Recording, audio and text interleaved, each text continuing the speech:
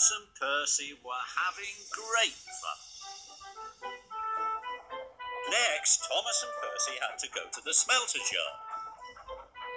They were going to collect some steel girders.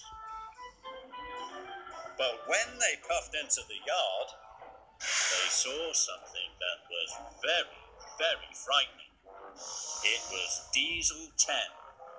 Diesel 10 was big and strong, and he had a crunching, crushing claw.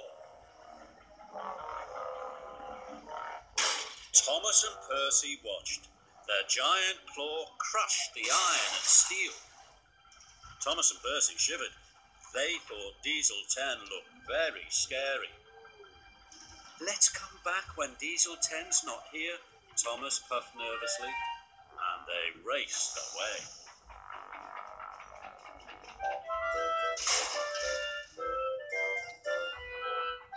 That evening, Thomas and Percy were puffing happily back to the sheds. They couldn't wait to rest their wheels and talk to their friends about the day's adventures.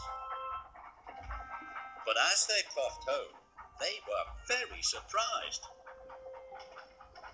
"Look, the bridge isn't painted," puffed Percy. "And the airport is only half finished," wheezed Thomas.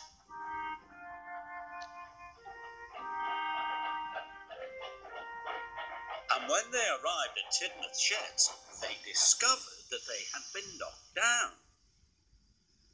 "Cinders and ashes," cried Thomas. "What's happened to our sheds?" "Building the new ones was our important job," oiled Diesel, "but we were delayed, so we couldn't finish it." "And bananas are no good for building sheds," the Fat Controller added. The steam engines were cross with the diesel engines.